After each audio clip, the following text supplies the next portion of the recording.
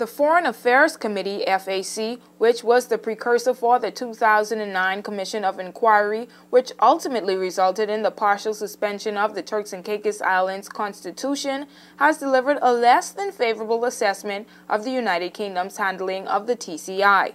In a report made public today, the FAC was critical of the slow pace with regards to the recommendations made by Sir Robin Auld in his final report. The FAC report stated, "We welcome the actions that the government has taken to address the serious concerns we expressed in 2008 about alleged corruption in the Turks and Caicos Islands. These actions include the appointment of a commission of inquiry, the subsequent suspension of parts of the TCI Constitution, and the creation of a special investigation and prosecution team." However, in recent months, significant concerns about the speed and effectiveness of the government's plans to reform and clean up the political system in the TCI have been brought to our attention. The Foreign Affairs Committee is appointed by the House of Commons to examine the expenditure, administration, and policy of Foreign and Commonwealth Office and its associated agencies. They went on to produce a letter from Sir Robin Auld himself, in which he too was concerned about the state of affairs in the TCI. Sir Robin was highly critical of the FCO's failure to provide sufficient resources to implement the Commission's recommendations.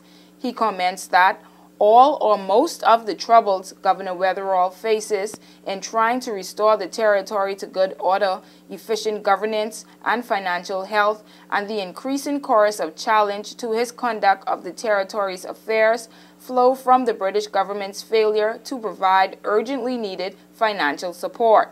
Sir Robin Auld refers to a failure of the British government to fulfill its constitutional responsibility for the good governance of the territory.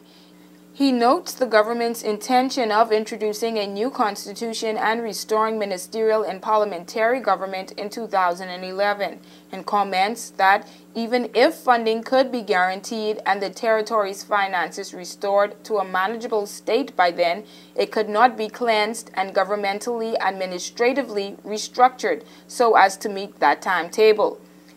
Sir Robin Auld concludes by saying that, "I have never before considered it my role, after the completion of an inquiry, to involve myself in the outcome of my recommendations, but the continued deterioration of affairs in the TCI drives me to do so here.